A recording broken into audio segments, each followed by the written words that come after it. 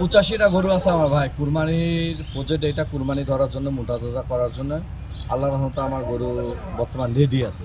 হ্যাঁ, আমার মোষেরও ফার্ম আছে, 138টা মোষ আছে। তো গরু 85টা আছে। ঘটনা হলো, আমি সামনে কুরবানি ধরার জন্য করতেছি। খাদ্য খাওয়ানো সব ভালো খাওয়াই, কোনো মানে মেডিসিন টেডিসিন খাওয়াই না আমি। গম, ভুট্টা, ধান এগুলো সব খাওয়াই, খোল, তারপরে আপনার হলো খুদের ভাত, এগুলা সব খাওয়াই ভাই, কিন্তু পাজে কোনো খাওয়া খাওয়াই না। আর ঘটনা হলো, গোটা বাংলাদেশের ভিতরে গত বছরে যে ঈদটা গেছে 23-এর কুরবানিতে ভাই, গোটা বাংলাদেশের ফার্মে কেউ বলতে পারবে না যে তার লাভ হয়েছে। কেন? গতবার তো সরকার ইন্ডিয়া থেকে গরু নিয়ে আসছে, বহুত গরু আসছে ভাই ইন্ডিয়া থেকে গতবার। এই জন্য এমন কোনো ফার্মই নাই তার লস নাই। এই 24-এরও যদি এই কাহিনী করে, তাহলে বাংলাদেশে ফার্মই আর চলতে পারবে না ভাই, ফার্ম করতে পারবে না। এই জন্য আমি আহ্বান করবো সরকারকে যে আমাদের ফার্মালাদের দিকে একটু দৃষ্টি নজরে দেখুকছে। খাদ্য খানা সব দাম বেশি। একটা গরুর পিছনে সর্বনিম্ন 250 টাকা আমার খরচ হয়, 200 টাকা 250 টাকা। এটা তো আমি লাভের আশায় করতেছি ভাই। খালি আমি যে লাভ করতেছি তা না, আমার এই ফার্মে 4 জন কর্মচারী থাকে, তাদের পরিবার চলতেছে, ঠিক না বলেন? আমি খালি আমার পরিবার যে চলছে তা না। এই জন্য চিন্তা করতেছি 24-এর কুরবানিতে আল্লাহ পাক যদি আমার রেজেকে রাখে, বাজার ভালো হবে।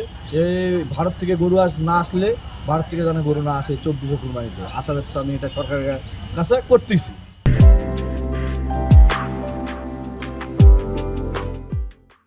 আমাদের এই খামারে 86টা গরু আছে।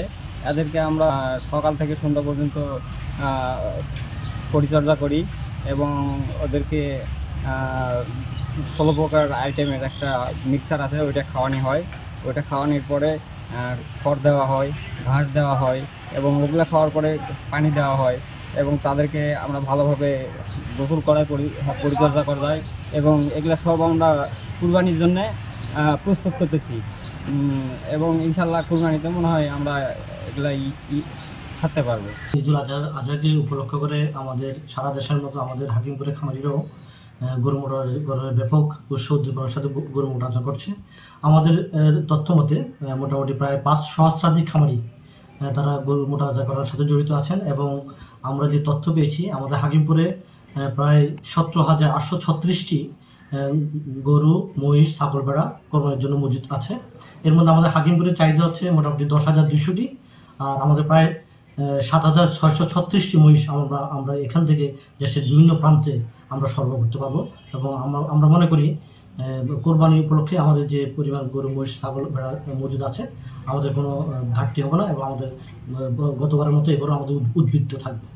কিরকম সহযোগিতা উঠার প্রোডাক্টের মাধ্যমে আমাদের এই মহিষ, বিশেষ করে এখন যেহেতু তীব্র তাপদাহ চলতেছে, তীব্র তাপদাহ দেখে আমাদের খামারি, আমাদের গবাদি পশুদের জন্য নিরাপদ থাকে।